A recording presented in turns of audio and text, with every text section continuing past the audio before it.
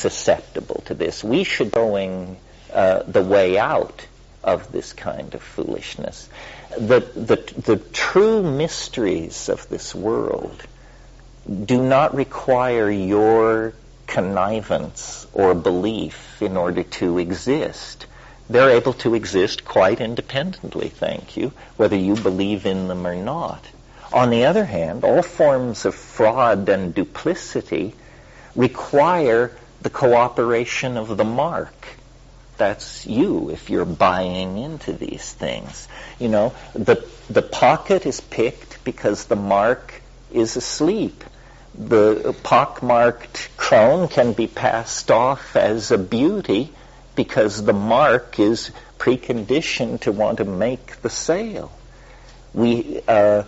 Psychedelics should liberate people from the tyranny of these projections from the unconscious.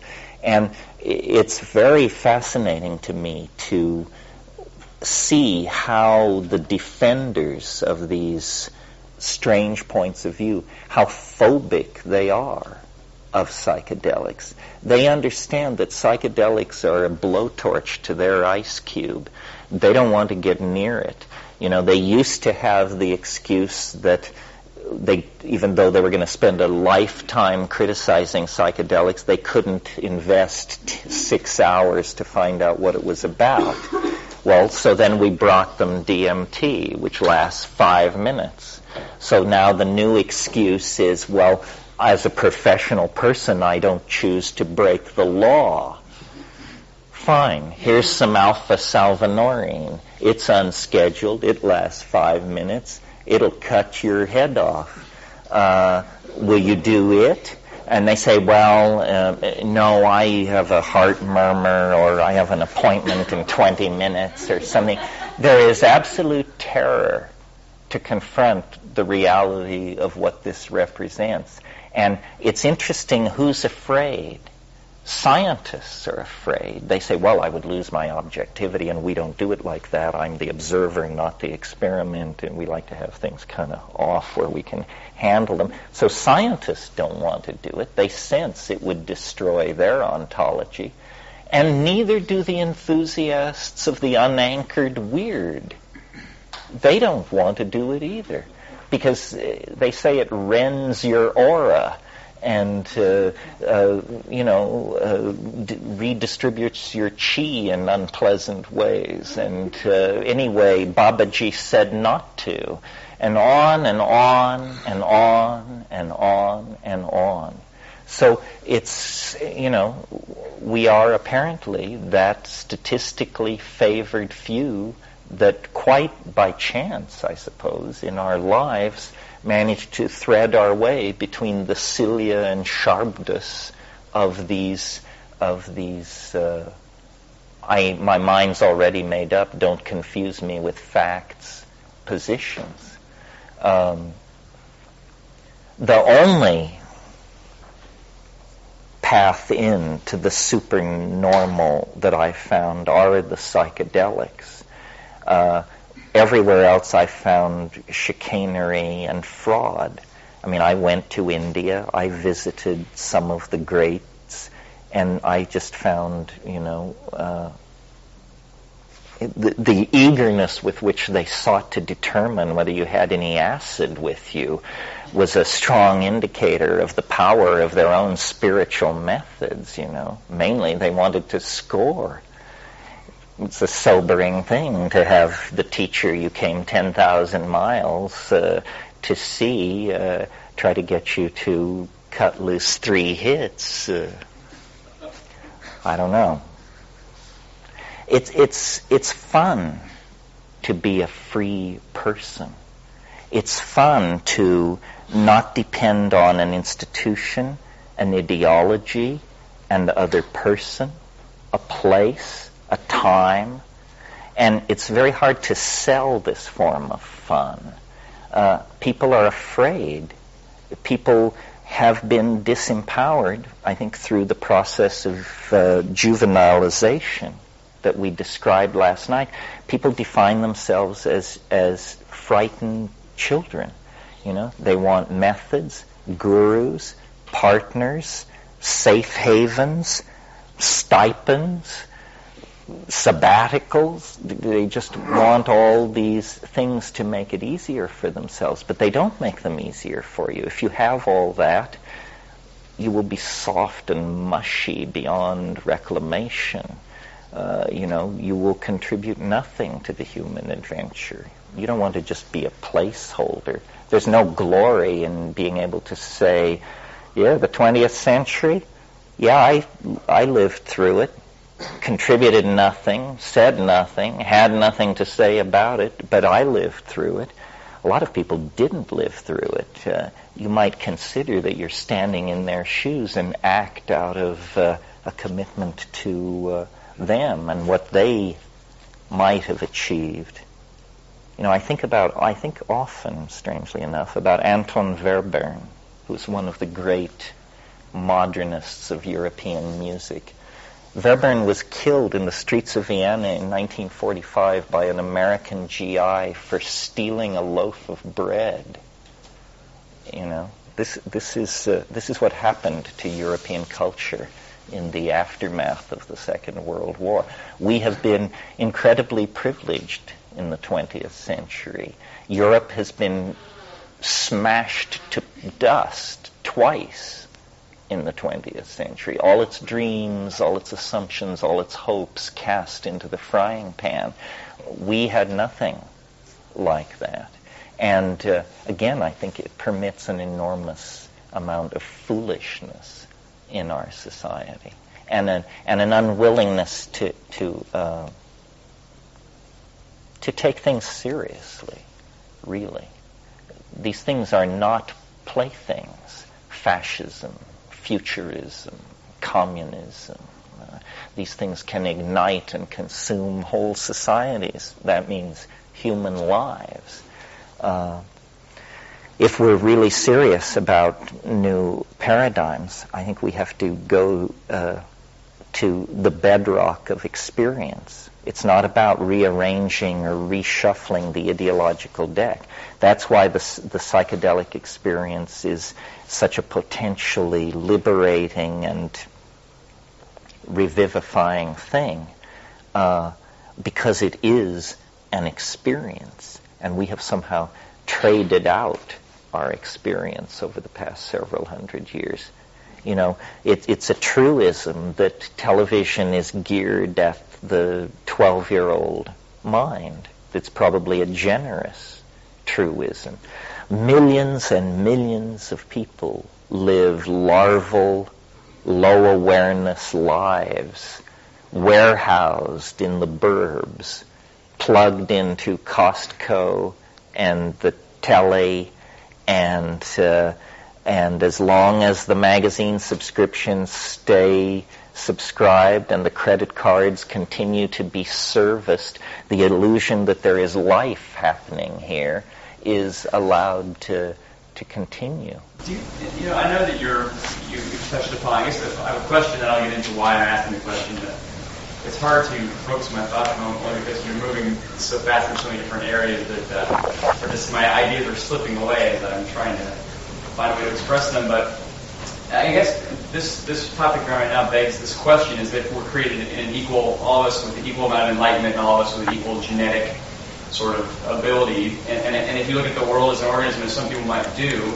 and as you look at an ant colony, and there are certain functions within different types of beings within that same society that have different roles and do different things. And if you look at the human culture, that perhaps there's and if the world is an organism, that perhaps there is a function for those people that are in the suburbs, doing those things. Perhaps there's only a certain amount of capacity within those people, and with various people have different capacities, and certain people that are going to find their way to enlightenment are perhaps more able on other levels beyond. Not everyone's endowed with the same amount of ability to get there in the first place. And I was curious what you thought about that kind of theory, because I know the sort of coevolution of man and mushroom, and sort of bringing man to another to an enlightened state through the coevolution of those two together. Perhaps there were certain areas that were left behind, or certain people that maybe are less affected by that coevolution, or different cultures and within the world culture. And I marvel at, I can't find an explanation myself for why certain people just refuse to open their minds at any point. There's no way to penetrate, and perhaps it's because that mind isn't there. Well, this is this thing where I say culture is not your friend, and those people being warehoused and hooked up to the TV in the burbs, they're the people who didn't find this out in time, and now are mainlining culture, and it is, in terms of cutting your social effectiveness, it's as effective as heroin. So, but I don't think it's always been like this. I think culture has always been somewhat unfriendly to the individual, but it's only within the 20th century that all this has been understood explicitly, and some people have set out to use these facts against the rest of us. Modern advertising. Modern advertising, the impulse of advertising is to inform you of what is available in the marketplace. Seems a harmless and reasonable thing. You should know what is available in the marketplace. But then comes the psychology of advertising. And then this is to pick your pocket and make you buy things whether you need them or not. And it does it by, first of all, inculcating in you a feeling of helplessness and inferiority. Unless you drive this car, wear these shoes, this cologne. So you diminish the customer in order to aggrandize the product. But notice that the customer is a human being. The product is a thing. This begins to look like a crime against humanity. Modern marketing travels on ungratified desire. Show people that, even if you buy the $12,000 car, the $75,000 car would make you so much happier. And of course, true ecstasy is the $200,000 car. So there's no satisfaction, no limit. And at the tail end of this process is completely unexamined policies of resource extraction, abuse of the environment, and we tend to think that you can't do it any other way, that this vast consumer economy is the only way a modern civilization could possibly function. But in fact, it's a self-limiting potlatch of some sort. Do you all know what a potlatch is? A potlatch is among the Northwest Coast Indians. It's an interesting approach to consumerism. Among the Northwest Coast Indians, gift giving is a big deal. But the potlatch is when you can give so much gifts that you can burn them. This is considered the highest form of consumerism among the Haida and these people, is to burn all the physical goods. And it's a form of display. These things cost money and are fine objects, but you destroy them to prove essentially how much money and power you have. Well, we're in that situation. Everything is disposable. Everything is throwaway. And growing away from this is very difficult. It essentially requires responsibility and integrity, which is the last thing anybody wants to hear. They want to hear that, chelated enzymes or a particular form of therapy or darshan with Guru Ma or something else is going to make it all right. No, just individual moral responsibility is the basis for intelligent existence. And this should be obvious to most people, except that the cacophony of the marketplace is making it so hard to figure this out. Did you? Yeah. I'm interested in how a lot of the things that you've been discussing relate to what you allude to as living in the imagination. Talking about cultural limitations makes me think about limited patterns of perception. And what psychedelics seem to help you do is decondition you from those previous limited patterns of perception, give you a glimpse of what is possible, although if you try too quickly to define it, you fail the intelligence test, as you say, because what is trying to help you to glimpse is what is beyond another level of limitation. And culture can be like a group mind that you buy into that's a very limited pattern of thinking. Technologies, cutting-edge technologies like nanotechnology seem to be moving in the direction of living in the imagination. That is, what previously is only envisioned is now materialized. And again, psychedelics seem to intimate that the experience itself seems to point towards what is previously thought of as beyond the possible, as now an opening towards envisioning that possibility. And again, you allude to a future vision of living in the imagination, the union of spirit and matter. And that's kind of the common theme that I pick up with a lot of the things that are being discussed here. And I'm curious, what your concepts are. Well, the reason I think psychedelics are an antidote to this commodification and juvenilization is because they not only dissolve boundaries, but they also show you inner worth. In other words, they show you that you, who you previously dismissed, have more beauty in your head than Cartiers and Tiffany's and all the rest of it put together. So you don't need to go to Harry Winston or Cartier's. You have inner worth. You don't need a car, a house of great expense. And then the other thing is, these technologies are allowing us to vivify the imagination and to make it very real. In fact, to make it something we can walk into. I tried it out on my staff group, and it didn't seem to get very far, but I really think every single one of us should be learning how to expand our communication skills. That this is our task for the rest of our lives, to learn how to communicate with each other, to communicate verbally, by touch, but also accept these technologies. I've spent the last 6 weeks learning how to three-dimensionally model objects and then animate them, texture map them, color them, because I've spent my whole life clawing the air and raving about hallucinations, and no one could ever see what I meant.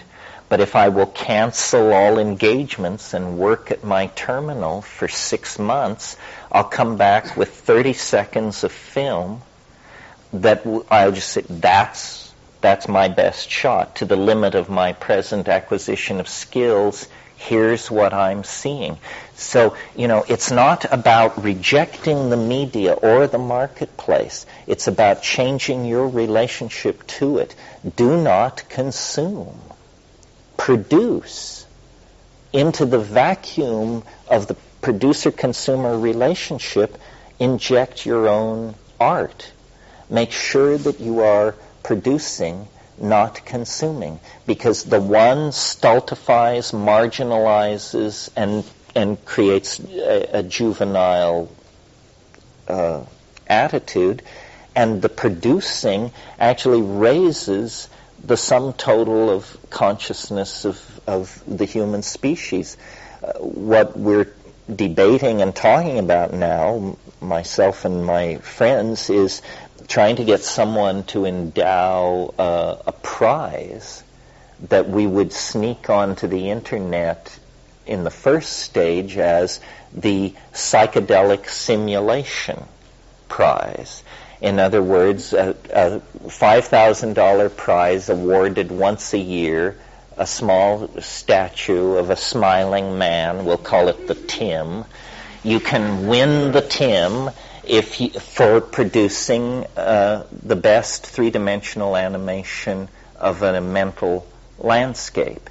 Well, probably from now till 2000, these will simply be videos, QuickTime movies. But sometime beyond 2000, these will become VRML coded virtual realities, and people will begin to walk into them. And we'll still call it the prize for psychedelic simulation. But notice that once you can walk around inside these things, they become much more present. And, one of the things we've talked about over the past week is I don't believe alien spaceships are visiting Earth to pull our chestnuts out of the fire or to do anything else of much interest. But I do think there is an alien presence. It's non-material. You contact it in the psychedelic experience. It's non-material. Well, then what is the nature of the alien presence? Well, its nature is informational. It is made of information. Well, you know how in all flying saucer cults and all B movies of the 50s, there's always the awareness of the possibility of contact, and then there is the landing zone has to be created. And in Close Encounters, it was Devil's Tower out in Wyoming. This seems to be part of the archetype of the alien. What the alien needs to manifest among us is a suitable landing zone. And people say, well, the Nazca lines, that was the landing zone. That's pretty lame. I mean, I won't even bother to deconstruct it. Surely if you can come from Zenebel Ganubi, you don't need airport running lights to be waiting for you when you get here. So the landing zone, and I'm beginning to think that in a sense the internet is a net to catch an alien. And the way you catch the alien is by writing the weirdest code you think you can think of and integrating it into all the other weird code you can find.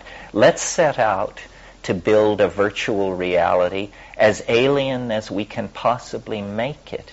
And if we connect our psychedelically empowered imagination to our coding fingers, we will discover when the chore is done that the thing we have created is so alien that it could only be the alien. And that in fact the contact is now underway, because where the alien is in some non-local Bell sphere of universally accessible information. In other words, the imagination is like a field of data that is at the Bell level of connectivity in the quantum mechanical universe, and there are aliens somewhere, galaxies away, tens of thousands, tens of millions of light years away. I mean, it's preposterous to assume that this is the only life in the universe, the only intelligent life in the universe. It's also pretty preposterous to assume that we are being physically visited by 16 different kinds of intelligent life. It means you just don't understand the distances involved, the time scales involved, what relativity has to say about approaching the speed of light, and so forth and so on. No, physically we are alone, physically. But in the imagination, we're surrounded by distant friends, and their whisperings are our science, our mathematics, our religions, our culture. There may be many forms of intelligence in the universe whose thoughts are blowing through us at any given moment. Most of it, it's not on a humanly cognizable scale. In other words, it's either to something this way or to something that way, and when you look at it, you just say, for me, a human being, this is noise. But out of these many hundreds, thousands, millions of cross channels of co-present bell data, some are enough like ourselves that we can at least discern resonances. And out of those resonances, then we form the images of these entities. I haven't seen the movie Contact, but I understand there is a message, and when you decode it, you build a machine, and then you go there. That's the plot. I would just change the plot to say there is a message. When you decode it, it tells you how to build a virtual reality, and then they are here. There's no dramatic... Well, that's close to what happens. Yeah, it's close to what happens. Really? Well, they go through a wormhole. Yeah, well, see, I don't think the wormhole is open all the time. When you look into the imagination, to the degree that you can decondition your human expectations, the data will become more and more alien. I mean, I have done this with the mushroom. I've taken it, gotten stabilized in it, and comfortable, and then said to it, okay, we're cruising. Now show me what you are for yourself. Don't give me the version stamped suitable for human consumption. Give me the straight shot. Well, then the temperature begins to fall, black draperies rise, there's an enormous organ tone, and after about 30 seconds of that, you say, could we go back to the suitable for human consumption version of this? Because to the degree that it truly bears its essence, you just shrink in absolute cosmic horror from what it is, because what it is, it's the mind that stretches between the galaxies. It's the thing, it saw the coming of the Rull 500 million years ago. It knows the history of the local group. It possesses technologies that are so beyond the paltry imagination of man that for decency to even hint of these things is to transgress to some degree. So it comes as it can be understood. So it's a kind of mental calisthenics to train for it. A friend of mine said, every time I take mushrooms, my goal is to stand more. Right. To stand more. And to say to it, okay, here I am again. Let's start where we left off. I'm ready to try and stand more. So people who think this is some kind of a lark or some kind of, they are skimming the back of the beast. They're never really, it can take you further than you want to go. It won't, usually. It's usually quite benign. It seems to sense our limitations.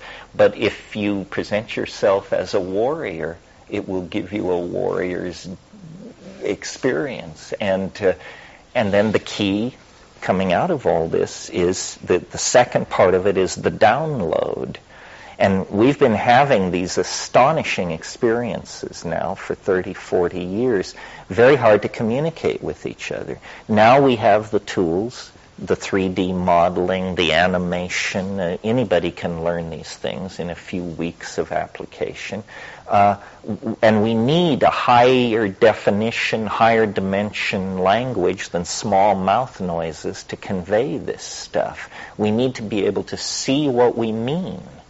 We need to let other people see what we mean. We need to be able to freeze these incredibly complicated images and modalities so that we can then analyze them aesthetically, mathematically, energetically, and write papers about them and talk about it. I mean, this is the great new frontier, the human imagination. It's only been 400 years since we discovered the lost half of this planet.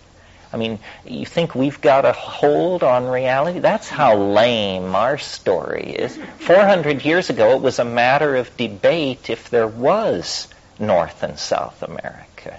And, people just kept pushing, and sure enough, real estate, beyond anybody's wildest dreams. Well, I think there's real estate in the imagination. I think it's the country we're all going to live in. We're like English colonials, restless with a mad king and waiting to book passage to the new worlds of America. Our sails are filling. The technologies exist to do it. And in 200 years, it wouldn't surprise me if the imagination was, the major industrial and population center of the human world. People say, well, what does that mean? Well, who knows, and why do you care? It's of the nature of an inevitability, a self-fulfilling prophecy. We have exhausted the exterior world, and yet the interior world beats like an enormous uncharted ocean. And what is ordinary historical consciousness but a tiny island protruding above that ocean? So as we grow in sophistication and in our sense of who we are and what we want to do in the cosmos, extremely exciting destinies, I think, will unfold for us. We've just fought our way out of the jungle, away from the influence of the glaciers. We've lopped off the heads of the other megafauna on this planet so we can have a little breathing room. Now we need to ask the question, what is it all for? What is it all for? It can't be for masturbatory consumerism and gratification of the historical ego at the expense of all future generations. We've flopped on the seamy side quite long enough. It's time to be up and about the great and exciting business of being truly human for the first time. All right, that's the morning session. I'm going to have to run. Thank you very much. I hope you get massaged and so forth. I will be back at 4. I wish I could stay, but I'm here so briefly. Okay, well, let's see here. I have one thing to put before you, which is just so you know how current we are and how cutting edge, I can tell you that this book, called Bots, The Origin of a New Species by Andrew Leonard, will receive a rave review in tomorrow's Sunday New York Times, which is not yet printed. And this is a book about the rise of AI. These bots, as you know, info bots, all kinds of bots running around on the internet, tracking down facts for you, doing all sorts of things. They are probably the embryogenic precursors of the kind of artificial intelligence that we've been talking about. This book was a gift to me, and I've just been looking through it, and it really looks like lots of fun and definitely cutting-edge stuff. Probably won't be carried in the bookstore, at least not for a while. But that's Bots, The Origin of a New Species by Andrew Leonard. What's the last name? Leonard, Leonard. And it's a hardwired book. They're having a rough week up there, too. Quite a week for turmoil in cyberspace. Terence? Yeah. I don't know what direction you're fixing to go, but even though this might be familiar territory for a lot of people here, possibly it's the first time I've heard you in this workshop, and I was wondering if you could address some of the practical considerations of like the various psychedelics, and which ones that you feel have more value and why, the importance of set and setting, and approaching the psychedelic experience, just your view. Well, yeah, my own psychedelic experience, I was pretty much very typical, I think, of people of my age and situation. I began to hear about sometime in the early 60s it must have been, I read The Doors of Perception. And it was fascinating to me, but I had no access to mescaline or anything else, nor any knowledge of pharmacology or botany. And I then became interested in the counterculture, and I subscribed to the Evergreen Review. I think I was the only person west of the Mississippi River who was getting the Evergreen Review in 1961, 62, 63. And there was, they were publishing people like the French surrealist André Michaud. They were publishing, they published parts of Terry Southern's book, Red Dirt Marijuana. And I just became obsessed with locating these things. My first attempt to get high was I had heard that morning glories would get you high. So I went out and gathered bindweed, which is this little morning glory like you see along the highways here, and had a hell of a stomachache, the first of many in pursuit of this. And then it wasn't until 63, 64, when I was a senior in high school, that the last semester of my senior year in high school, I went to Berkeley for Christmas vacation and finally was able to score some cannabis and smoked it all up. And it didn't seem to do what I had expected, but I was able to do incredible verbal performances, extemporaneous feats of heavy lifting. I could make up pseudo chapters of Melville's Moby Dick. I could just fall into these rhetorical things and rave, but it didn't seem to be getting me off from my own point of view. And then I went back down to Southern California, to Lancaster, where I was going to school, of all places. And Captain Beefheart graduated from the same high school I did. Antelope Valley Joint Union High School District. Yeah. Oh, there's the Antelope. Huh? Zappa also. Geniuses just were pouring out of this school. And my friend and I we found a source of morning glory seeds, the real kind. And we would grind them up and put them in milkshakes and go out into the Mojave Desert. And I never had the explicit visionary eyes in the dark breakthrough because we didn't know how to do it. But we would look at the desert, and I remember it became more significant. Everything looked significant. And if you recall the vocabulary of Doors of Perception, it was that kind of thing. He said everything was glowing with iskite, and there's a lot of eyes open stuff going on.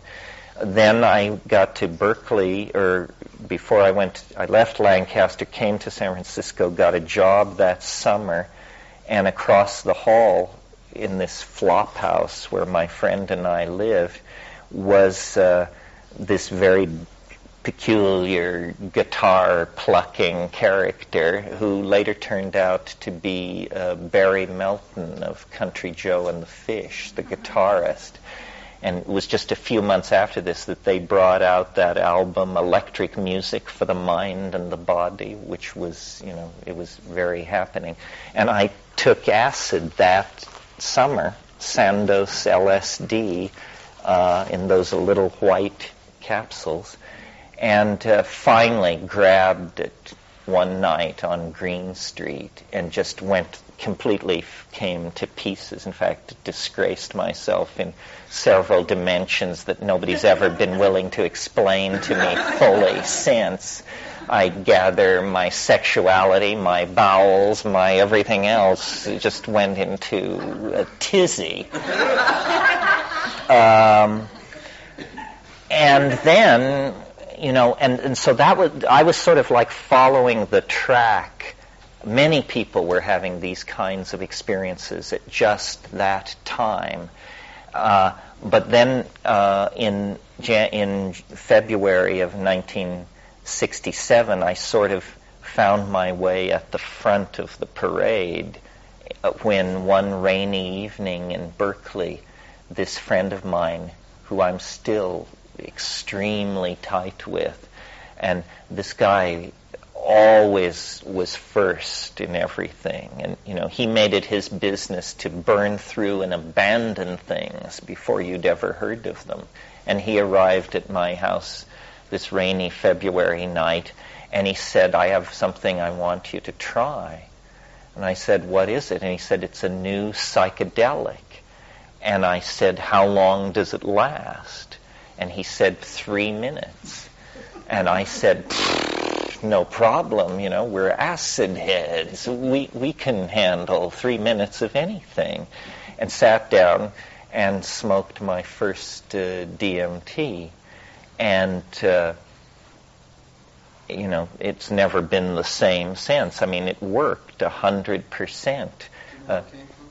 Yes, this was the famous 55-gallon drum that was boosted off a Army conveyance vehicle when it was moved from SRI to some proving ground in the Southwest. The U.S. Army was trying to develop an aerosol artillery shell that would land in a Vietnamese village, drive everyone nuts, and you could send your people in and take over in all this gaseous, hallucinogenic confusion. And DMT and even then more debilitating psychedelics were being looked at in the service of this. And it's a famous story in the underground that there was this one 55-gallon drum of pure crystalline material that somebody just made sure fell into a ditch in Menlo Park somewhere, and somebody else came along 5 minutes later and picked it up. And rumor persists that that 55-gallon drum is not empty yet.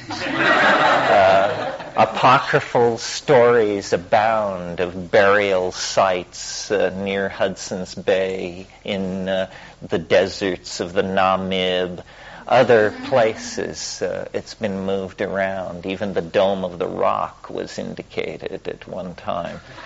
So I don't suggest you go looking for it under the Dome of the Rock. Anyway, DMT really, we had to then do our own research. We weren't getting information from the culture about DMT. It was talking about LSD and this and that. And the first thing you find out when you look into what DMT is, and at that time it was true, was that it occurs in a lot of plants. Later, Wade Davis, on and on, were just this amazing ethnographic and chemical data was like being downloaded out of the Amazon and declassified, and it just was revealing the entire picture of a shamanic, hallucinogenic religion. And having smoked DMT, we were inside from the start. I mean, we knew that this was just the most important thing to ever come down the pike. And so quickly for myself and my friends, the emphasis shifted toward how can we extend this experience? Because if you've smoked DMT and you're like me, it's very hard to grab onto. While it's happening, it's the most intense experience you've ever had, but it's so strange. And there may even be a physiological tendency for it not to transcript into short-term memory, because when you come down from a DMT trip, it's like awakening from a dream. You have this kind of crazy sense that something has just been happening and it was all around you and now it's gone. So we wanted to understand, how can you get in there for longer? And we tried simple things like taking it at the top of LSD trips.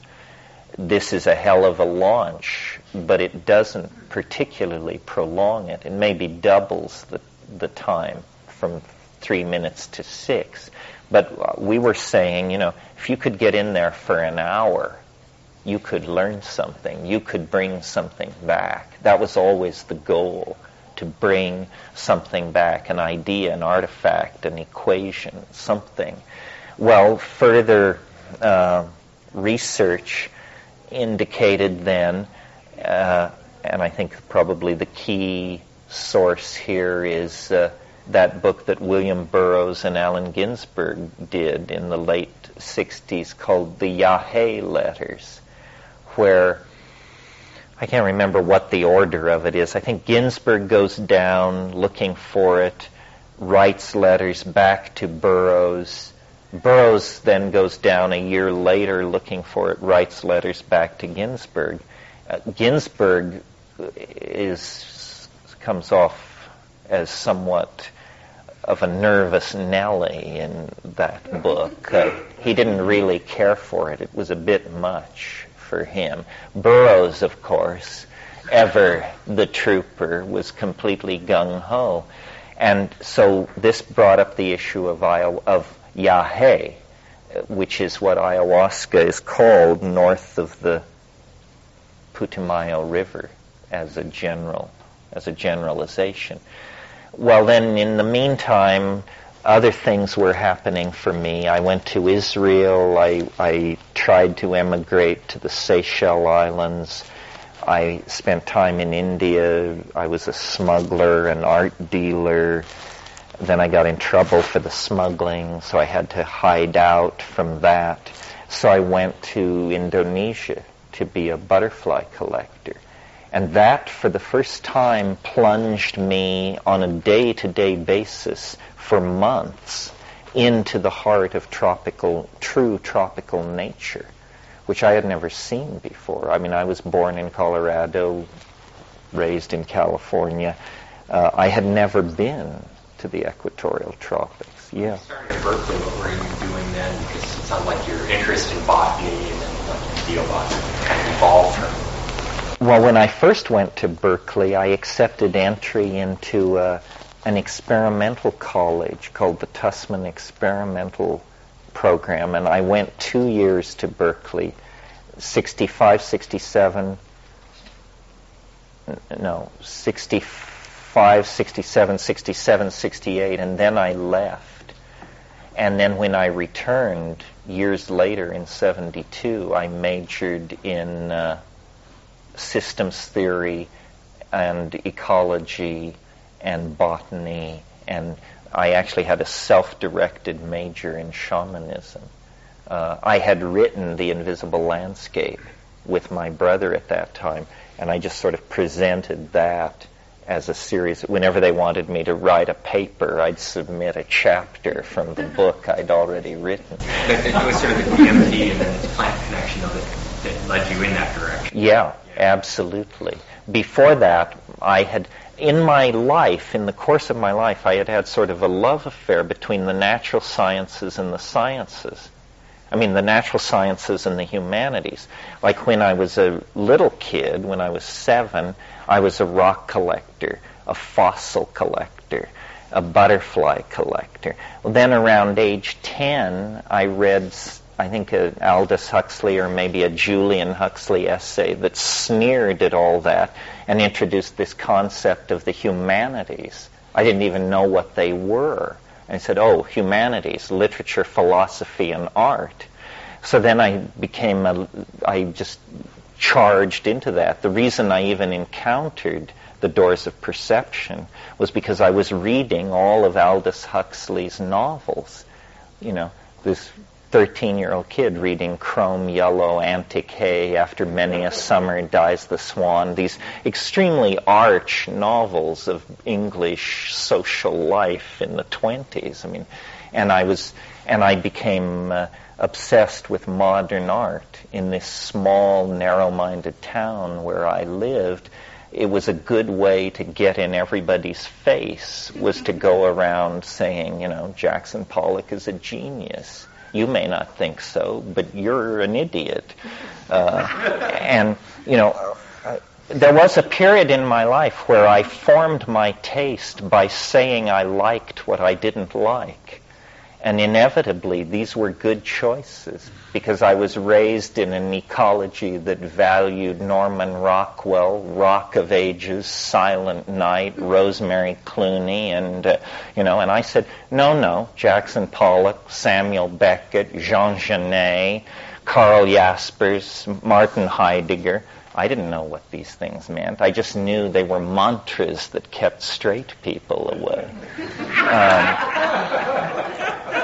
So anyway, when I went to Indonesia, I saw this tropical nature, but absent psychedelics. There were none. I mean, there was fine Sumatran cannabis, which I kept prodigious amounts with me at all times, but there were no real psychedelics. But the butterflies, and I really was sort of retracing the steps of Alfred Wallace, who was the person who discovered evolution. And I sort of felt, although I'm not given to past lifeism or any of that, I felt a very strong connection to Wallace. And I had his journals, which were 120 years old at that time. And I went to the places he went to, and I collected the butterflies he collected, and I observed the plants he observed. And I thought about complexity and diversity and all these issues, and I also processed my experiences in India, which had not been happy. I mean, I found India to be a spiritual desert, full of con artists and weasels of every variety. And I was better prepared than most. I mean, I had studied Advaita Vedanta, and I was serious, I at one point thought I would be a Tibetan scholar until I actually studied with lamas and learned how hellishly complex the Tibetan language actually is.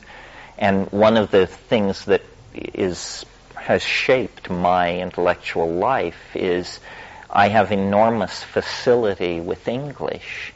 I can speak no other language with any facility whatsoever.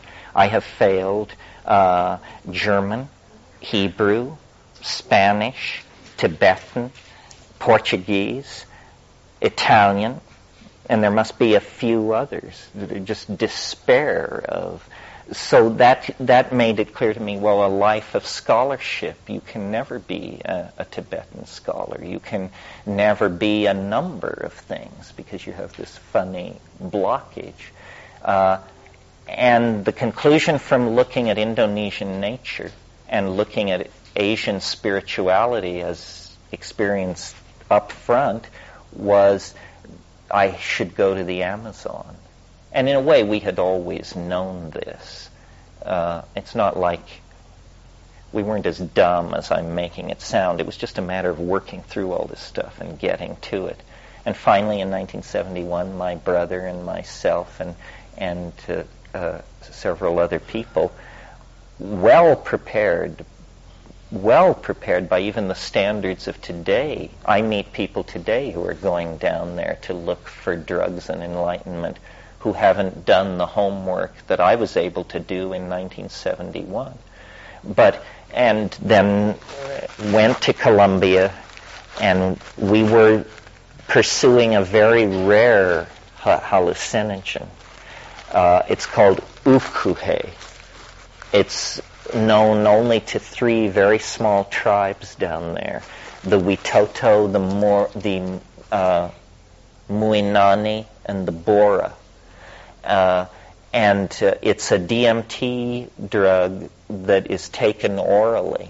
And the reports in the Boston Museum Botanical Leaflet said they use it to see little people. And this was, I don't think I mentioned, part of why we were so into this is because the thing that is so unbelievable, even by psychedelic standards, about the DMT flash is that it's inhabited. It's not simply a reorganization of brain states or an insight about your sexuality or your anything. It's a place full of beings that are frantically trying to communicate with you, beings that are far weirder than any of the beings that haunt the tabloids in the supermarket. I mean, real aliens that don't even seem to be exactly made of ordinary space and time, but an intelligence. And I knew, having grown up with this kind of scientific thing in my background, that from a scientific point of view, it was either impossible or that we had made a great discovery. And I still think that we made a great discovery. I mean, it was sort of like the discovery of America. There were already millions of people living there when it was discovered, but nevertheless, for white boys in the middle class in Berkeley, we were definitely making a discovery that these drugs don't distort reality or expand reality, or they introduce you to entirely new and utterly unsuspected realities that confound reason. And this, you see, this is what I had been looking for. I wanted a miracle, a real miracle, not a miracle where you had to bow down and wear a dhoti and sweep up around the ashram and kowtow to the, a real miracle. And as far as I know, and I haven't had to change my opinion since 1971, DMT is a miracle. I mean, it's like being struck by noetic lightning. It's the one thing that you've convinced yourself is impossible. Whatever that thing is that you have managed to convince yourself is impossible, smoke DMT and it will just kick open the door of your apartment and take you prisoner. Rotate the wheels on your after-death vehicle, balance them, present the bill, and depart up the chimney. It's really something. There's nothing like it this side of the yawning grave. So I determined I had to understand it. And now I think I do not understand it, but I've managed to lead many people by one means or another through my exhortation or my writing to climb up to the rim and have a look over. And it has been established by a tiny but vocal minority as a phenomenon, a fact of this world. And so then any cultural dialogue that goes on to some degree must assimilate it. If any point of view which ignores this is not addressing the full spectrum of reality. As to what to make of it, I have no idea what to make of it. This is my life's struggle to know what to make of it. It is impossible, and yet occurs. And, it transcends ordinary emotions. You can't say you're afraid of it, or you love it, or you fear it. It's just appalling, that's all. It shatters all illusions of a stable, coherent, understood, manageable universe, and says, no, that's just a fiction told around the campfire. What's true is this thing that English can't even approach. We are just, English and all other descriptive approaches are simply melted and blown back from the strangeness of it. And yet, having said all that about it, it's just one toke away. And it's just one toke away, and then 10 minutes after that, you're back. So it's like this bizarre thing. I mean, people go to the Himalayas. They don't screw for 20 years. They eat bad food. They journey here. They journey there. They stick pins in themselves. They stand on their heads. And this thing is just waiting, one large inhalation away, and pretty incontrovertible. In other words, its most spectacular effects occur when used on doubters. How we love to watch them twitch there on the floor after having announced that drugs don't really do anything. Well, here's one that does something. Try this on for size. And then it's just a matter, I guess, once you arrive at that place, I guess I should say this, it's sort of, the game changes. We talked a lot this morning and last night about juvenilization and neoteny and all that. Well, it's very, very easy to be a seeker. It's a fool's game, and archetypically the seeker is always a bit of a fool. I mean, what is required of the seeker? Basically nothing but a strong stomach for authoritarianism. You just keep looking, this teacher, that method, this ashram, that dojo, whatever. Seek, seek, seek. And after you've sought for 20, 30 years, it's pretty easy to assume that there's no reason to expect you'll ever get anywhere. Well, DMT changes the nature of the game. DMT is not about seeking the answer. It is the answer.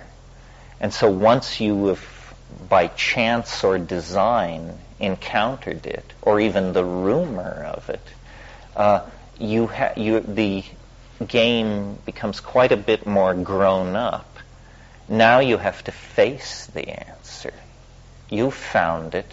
No more trips to Ceylon are necessary. No more journeys down to be with Don so-and-so or any of that malarkey.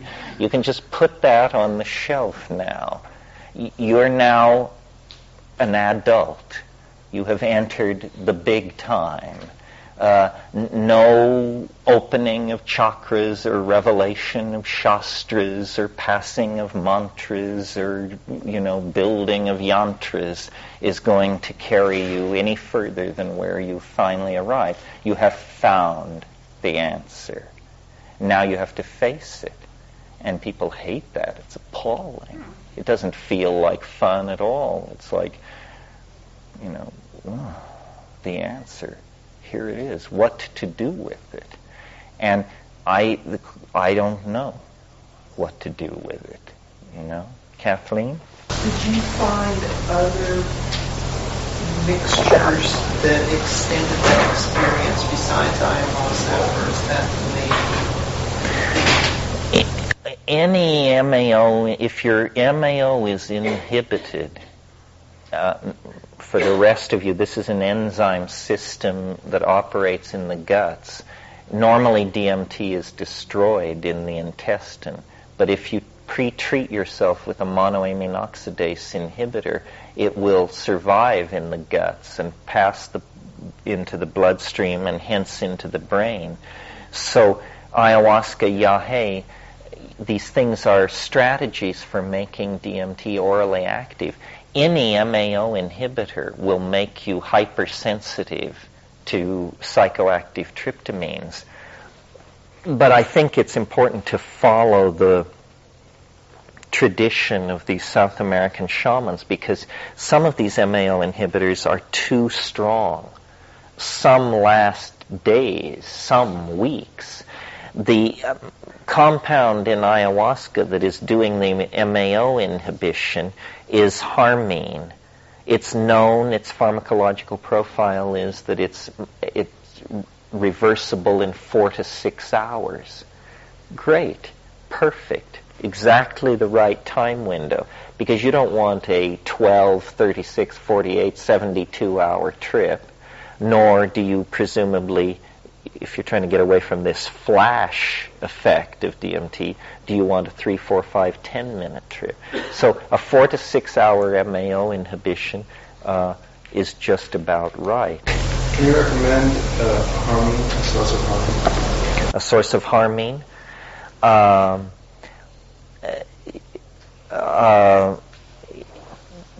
Well, I'd rather recommend a source of harmaline, a close relative compound.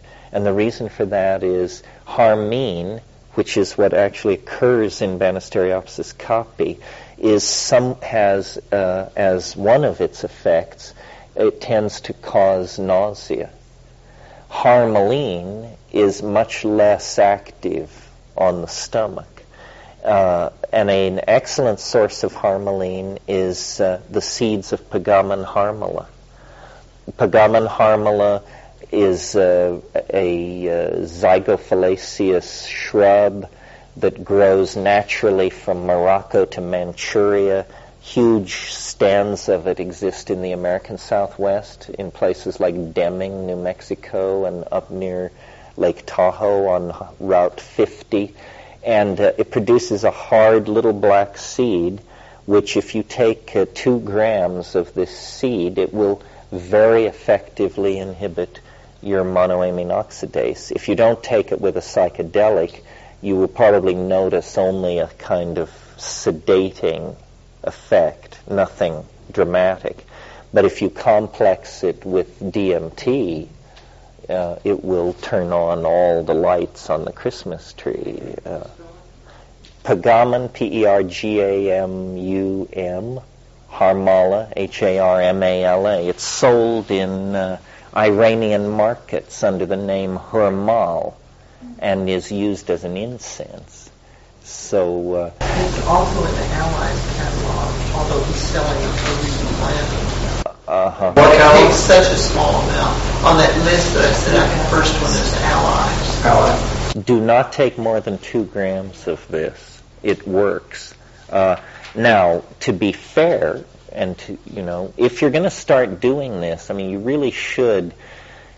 There's a lot of homework and scholarship, a little chemistry, a little botany. You really should try to inform yourself about what's going on, because you're taking charge of your spiritual existence. These are the tools, these are the means. Know the tools, know the means, and then you won't screw up. Yeah. What you have to do is look at the alt drugs news groups on the internet, and you'll see how reckless people can be and how misinformed about these things. So, it really heeds to try to do this and also inform other people, because there's a lot. Yeah, there's a lot of bad information around. Yeah. Is there any, one book or a couple of books where you can fully inform yourself about this stuff? Well, some books are more trustworthy than others. For example, Jonathan Ott is a meticulous scholar, very rarely makes technical mistakes. So he's one person to look at. there aren't a lot of how to do it manuals in drug taking because it's a thankless task for an author. You just gain social disgrace, you know. There are some lists on the internet, like at Lyceum. There are very large data archives maintained, and people with an interest in keeping the integrity of the data high. But never trust. I mean, always, you know, as Gorbachev said, trust but verify. Because it's not like if you get your mantra wrong, something terrible will happen. But if you get your molecule wrong, something terrible might happen. So you have to be more careful and more responsible because these things actually work. The way I think of the categories of these psychedelics, people have done different maps of it. But the way I think about it is like a bullseye, like a target. And in the center is DMT. And I'm on record, I guess, as saying if you can get more loaded than that, I don't want to know about it. However, now you should never say never. So DMT at the center of the bullseye, then around that, next circle out, high-dose psilocybin, 8 grams and up. 8 grams and up. Then around that, high-dose LSD, mescaline, and it fades out. And dose is very important. In other words, there are people running around who took psychedelics once and think then that they should pontificate about it. 100 gamma of LSD is nothing like 500 gamma of LSD. And 500 gamma of LSD is not putting the system at risk at all. And yet it's certainly putting people's psychology and self-image at risk. I mean, they assume they'll never live to tell the tale, usually, in these cautious days anyway. But the organism is not at risk. A lot of people take mushrooms at very low doses, 0.5 gram, 1 gram, 2 gram. For them, they think that's getting spectacular. For a 145-pound person, the action begins at 5 dried grams and goes up from there and quickly becomes unenglishable and completely difficult to convey back. As long as we're on this subject, I suppose, and in the interests of staying current, as some of you probably know, in the last several years, an entirely new psychedelic has appeared on the scene, completely confounding both psychedelic enthusiasts, order freaks, the law, the chemists, everybody. I'm speaking of Salvia divinorum and its active principle, alpha-salvinorin. If you are a soul of such rectitude that you've been putting off doing psychedelics because they're illegal, this is the one for you. It's not illegal. It's legal. It's as legal as little green apples are legal. As long as everyone, and I don't know whether it may even just be legal. In other words, to suppress this would, at this point in the drug dialogue, would cost the other side a lot of effort and credibility, and probably the effort would fail. Almost everything about Salvia divinorum is unusual. First of all, it's not an alkaloid. All other psychedelics, true psychedelics, are alkaloids with the single exception of mescaline. Mescaline is an amphetamine, very close to alkaloids. The compound that's active in Salvia divinorum, alpha-salvinorin, is a diterpene, not an alkaloid. The only psychoactive diterpene ever discovered. So that's one thing unusual about it. Another thing unusual about it is it's active under 1 milligram. Now, that means that approximately 800 micrograms of this stuff is the effective dose. This is similar in the LSD range, except LSD you took orally. This you smoke. When you talk about smoking 800 micrograms of material, we're talking about a very small grain of salt. So the potential for overdose on the pure compound is almost inevitable. How does it compare to the DMT experience? Well, again, what I have not had the guts to smoke the pure compound, having watched people melt and twitch fairly dramatically. DMT test pilots come back ashen, white-knuckled. I chew the stuff. I chew 35 grams of it in darkness and then spit it out when I feel it begin to come on. It's absolutely remarkable how powerful it is. I mean, you're lying there thinking, this can't be legal. You know, I mean, this actually works. Yeah, Scott. Has this actually been extracted or synthesized? I was just thinking of that as far as then the legal implications, because if it were to become extracted, that would, I think, it's difficult to kind of nail this, just that. I don't know if it's been synthesized. It's been extracted. I think that it's a very interesting situation for our community. This stuff is not illegal. If we want it to remain legal, we should not provide horrific examples of its abuse. Now, it seems like in that effort, it's doing its part to aid us.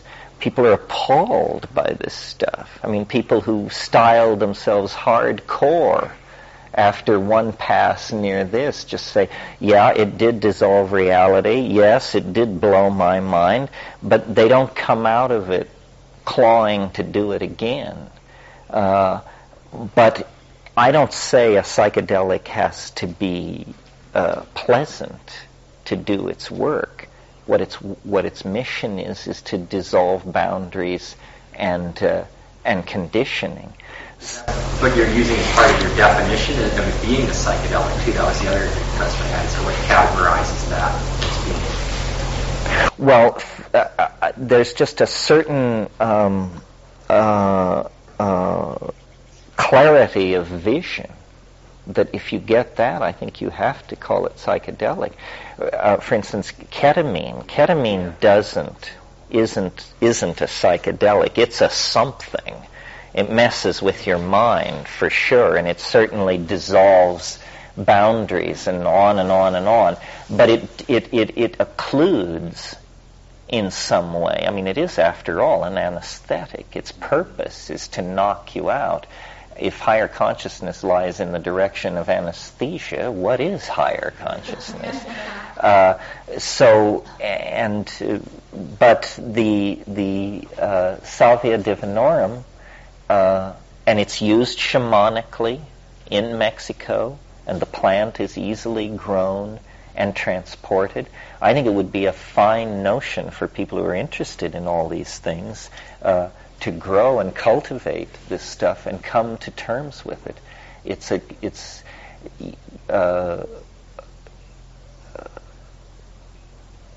very interesting to me that so late in this psychedelic game, an entire new compound in an entire new family could be found.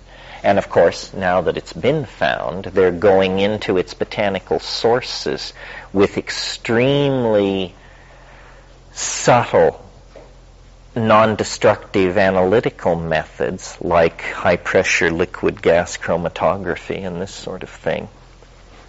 And lo and behold, there's an entire family a little solar system of these diterpene compounds that are psychoactive. Well, what are these? Are these the drugs of addiction and abuse of the future, or are they the source of new tranquilizers, new treatments for mental illness? Nobody knows. It's just sitting there. So, if you're looking for a career in pharmacology or medical research or something like that, this is very hot at the moment. And if we needed to produce metric tons of this material for any purpose, it could be easily done. There's no theory. Your perspective on the importance of set and setting, and how did your view of that evolve? Well, I think set and setting are extremely important. Just to review, the setting is where you are when you do it, a psychedelic, and the set is your mindset, what you bring to it. And these seem to be the rule. These are Tim Leary's rules, or back from the Harvard days, and people abuse these rules terribly, and almost always then get into trouble. This goes under the heading of don't be an idiot, don't be foolish.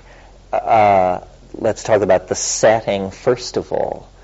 I think the worst setting for taking drugs is complex social environments, especially public social environments. So in spite of the grand tradition to the contrary, I think rock concerts, LA free, heavy driving. I've had people ask me about mushrooms or even DMT. Well, if I take it, will I be able to drive? Well, what kind of half-wit are you? Just give it a rest, for crying out loud. No, if you smoke DMT, for those 10 minutes, just leave your Ferrari parked, please. Dosage of psilocybin, like you said before, improved visual acuity and those things. So there you could argue that you do have an edge in perceptual space that could be.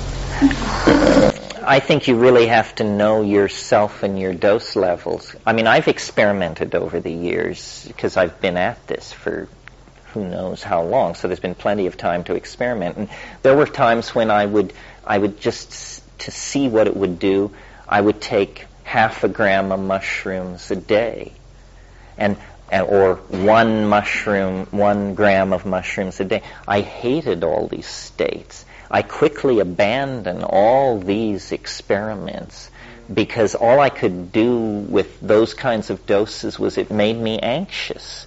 It made me think a lot about the fact that I wasn't really high, but it was rougher than coffee, and just was kind of crazy making. And so I believe in large doses, rarely. I think that's what's effective. And the people want to tiptoe in. If you're a tiptoe-inner, back to the ashram for you. This is no game for those who wish to tiptoe.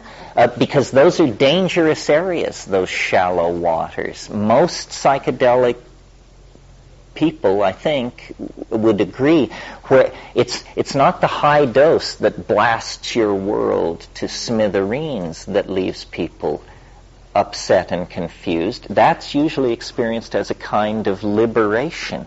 What leaves people upset and confused is to get half in and half out and not be able to contact the transcendent, but to have all their baggage in there with them, fully illuminated, and then, other people complicated. I find other people very complicating.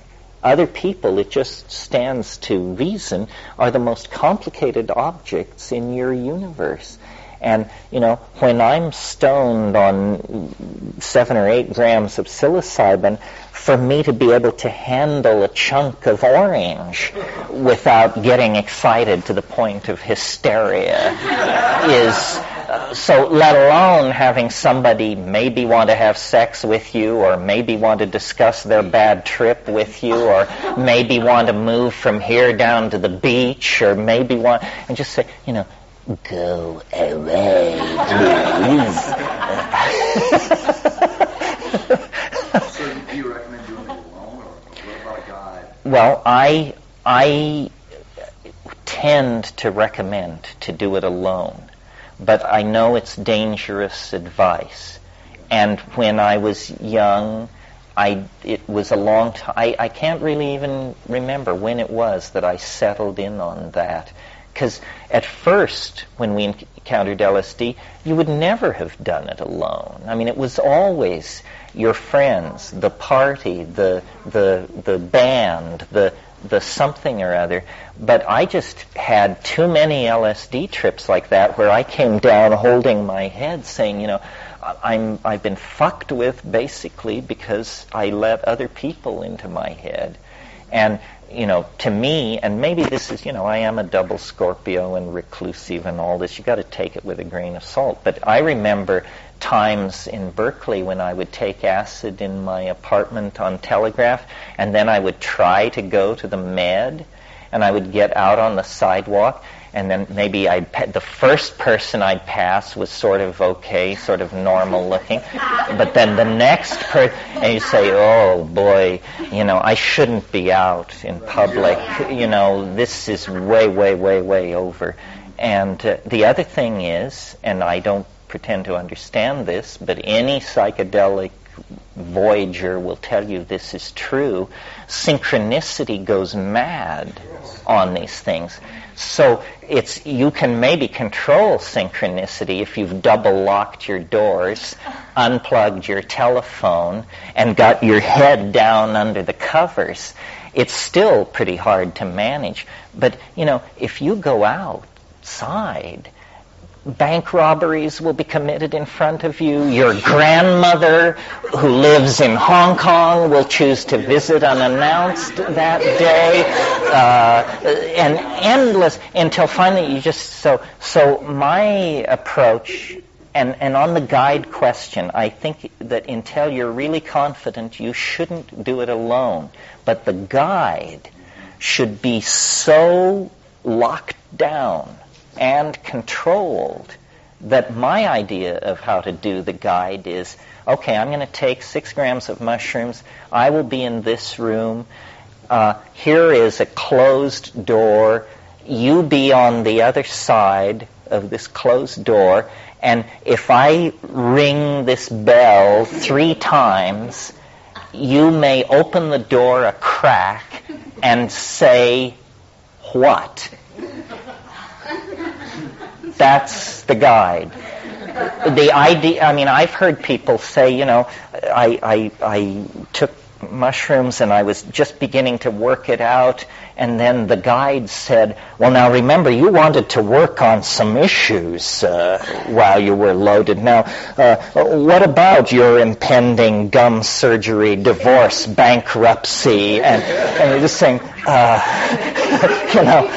was touching God. Do you mind? So, yes, Kathleen. There's another thing about a person. It should be someone that you value and trust, their integrity, but preferably someone that you're not emotionally involved with, because you tend to come out and want to draw them into it. Distorts it distorts it. That's an interesting perspective too. Yeah.